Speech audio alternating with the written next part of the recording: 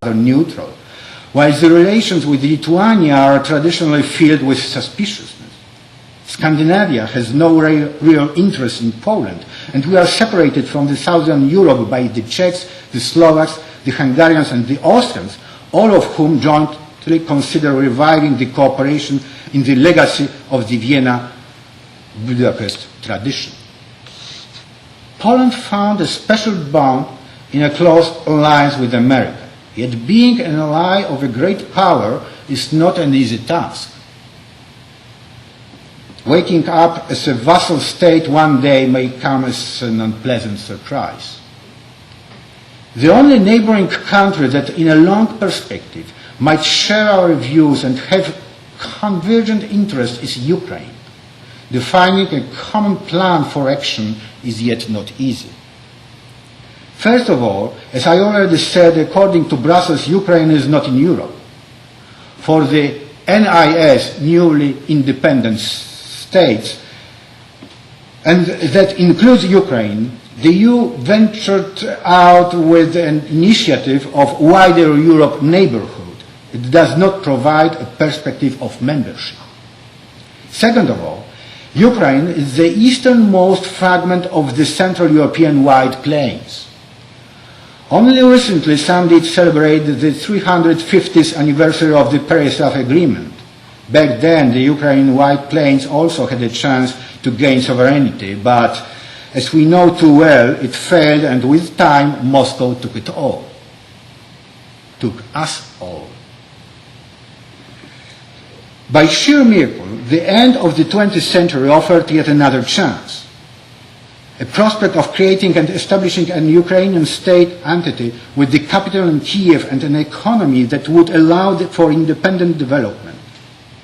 For Poland, as we often point out, it is a winning ticket on the lottery of history. I have to admit that back in 1991, I had little confidence in the success of this plan. Moscow will not allow, I reasoned. Yet over 10 years have passed, and the Ukrainian state does not only exist, but it recently managed to sign border agreement with Russia. It is a great success, one well worth sacrificing the Sea of Azov and some prestige. The facts are what counts. Although the ambassador-governor resides in Kiev, although the Ukrainian oligarchs are only younger brothers to the Russian ones, although the Moscow-based KGB and its successors do as they please in Ukraine, although Leonid Kuchma surely is not a Democrat or even a mildly enlightened satrap, and the Ukrainian political parties bring to mind puppet shows, still the state exists. And that's what is the most important. Finding a solution to the problem is only a matter of time. We all have to face them living in this region. The differences lie only in the intensity of negative symptoms. The farther east, the higher the demand on normality. The prerequisite to the success of Ukraine is primarily the constant will of a significant majority of citizens to build a separate state, one independent of Kremlin, and the furthering of an opportunity to anchor the Kiev-based state in the Western civilizational tradition. This is an undertaking to which the West, and thus Poland, must commit itself. It becomes clear that the united Europe is too contented and too fearful to take up grounds of dispute with Moscow. Brussels will not compete with the Russians over the influence on Kiev. The only power up to it are the Americans. Convincing Washington to assume a consistent, active policy in this region is difficult, yet I believe not impossible.